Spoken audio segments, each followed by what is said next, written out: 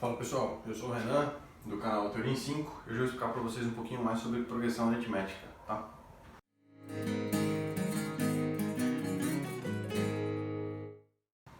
Bom, então, dentro das diversas sequências que a gente tem dentro da matemática, a gente estuda progressão aritmética e progressão geométrica, né? A progressão aritmética é uma sequência onde, para chegar no termo seguinte, eu preciso somar uma razão, e essa razão tem que ser constante. Então, eu coloquei um exemplo aqui para ilustrar o que é uma progressão aritmética, tá? Por exemplo, a n é uma sequência tal que o primeiro termo é 2, depois é 5, depois é 8, depois 11, depois 14, tá? Então repara que eu estou sempre somando 3 unidades, tá? Então a razão nesse caso é 3. Ou seja, né, eu tenho uma sequência aqui, o primeiro elemento é o A1 e ele vale x. Para chegar no A2 eu preciso somar uma razão, tá? Para chegar no A3 eu preciso somar outra razão. Então olha só, do A1 para o A2 eu somo uma razão. Do A2 para A3 eu somo outra razão, tá? E por aí vai.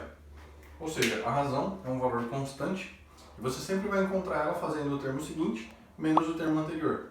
Então eu coloquei aqui, ó, razão é igual a n mais 1 menos a n, tá legal? Quando a gente estuda progressão aritmética, também é interessante poder calcular a soma de uma determinada sequência.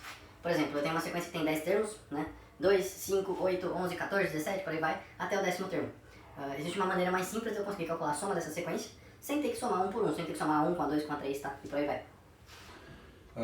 Então essa maneira, né, que a gente tem para somar é fazer o A1, né, mais o AN, que é o enésimo termo dessa sequência, vezes o número de termos dividido por 2, tá?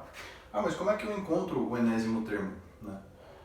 Através da fórmula do termo geral, tá? A fórmula do termo geral ela me permite encontrar qualquer termo da minha sequência, desde que eu saiba o índice dele, né? Por exemplo, eu quero o 10º termo, então ele é o A10, tá? O AN vai ser igual a A1 mais n menos 1 vezes a razão, tá? Ou seja, né? Bom, como para chegar no A2 eu só somei uma razão, para chegar no A3 eu só somei duas razões, para chegar no A4 eu somo 3 razões, eu estou sempre somando uma razão a menos do que o índice daquele termo, tá? É por isso que é esse menos 1 vezes a razão, beleza? Também tem uma propriedade interessante da progressão aritmética, né? Que é, se eu analisar um termo, se eu olhar para um termo, ele vai ser a média dos seus vizinhos equidistantes, tá? Então eu coloquei aqui, ó, o termo central é a média dos seus vizinhos equidistantes, tá? Ele pode ser central só naquele trecho, por exemplo, né? Se eu tiver A1, A2, A3, A4 e A5, por exemplo aqui, né? O A3 seria a média do A2 com A4, mas ele também seria a média do A1 com A5, né? Então fica mais fácil da gente ver nessa sequência, olha só. 2, 5, 8, 11 e 14. O 8, ele é a média do 5 com 11, né? 5 mais 11, 16, dividido por 2 dá 8. Ele também é a média do 2 com 14, né? 2 mais 14 dá 16, dividido por 2 dá 8, beleza?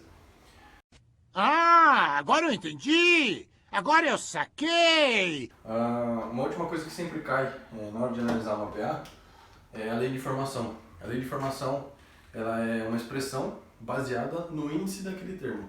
Então eu coloquei aqui um exemplo, né? Para eu calcular o AN, o enésimo termo, eu pego o N, multiplico por 2 e somo 1, tá? Então, por exemplo, quem seria o A1, né?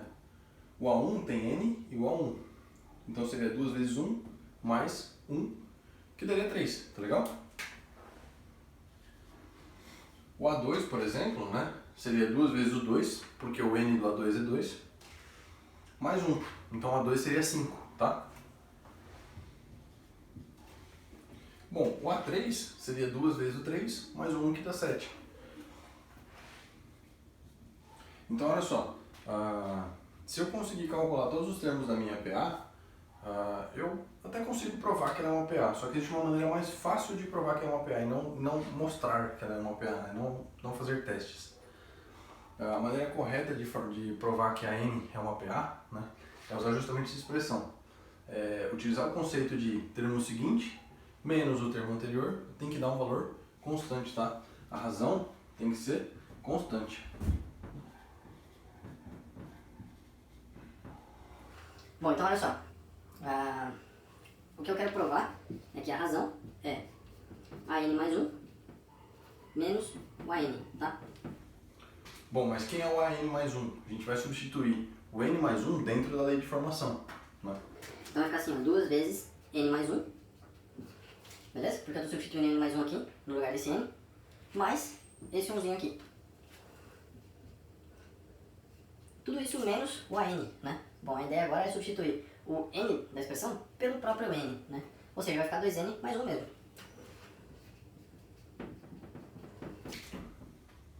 Bom, agora a gente já chegou numa razão, né, que está em termos de n, certo? Se eu conseguir expressar essa razão como um valor absoluto, um valor numérico, que não depende de n, eu estou provando que essa razão é constante, tá? Então olha só. Razão vai ser 2n mais 2, né? Fazendo distributiva, mais 1 menos 2n mais 1, tá? Não esquece que esse 2n mais 1 tem que estar entre parênteses, né, porque ele é o valor do AN, tá? Então a razão vai ser 2n mais 2, mais 1, menos 2n, menos 1, tá? Legal? Repara que agora a gente vai cortar o 2n com menos 2n. E a razão vai ser um valor numérico, tá? Olha só, cortando 2n com 2n, também posso cortar esse mais 1 com esse menos 1. A razão vai valer 2, tá? É óbvio que você já tinha percebido que a razão é 2, né? Só quando eu coloquei o 3 e o 5. O próximo termo seria o 7, depois seria o 9 e por aí vai. Só que dessa maneira, eu estou provando que a minha razão é constante. Dessa maneira, eu estou fazendo uma amostragem, eu estou fazendo testes com pequenos valores, com alguns exemplos, tá legal? Pessoal, se vocês tiverem alguma dúvida, comenta no vídeo ou escreve pra gente, beleza? Valeu!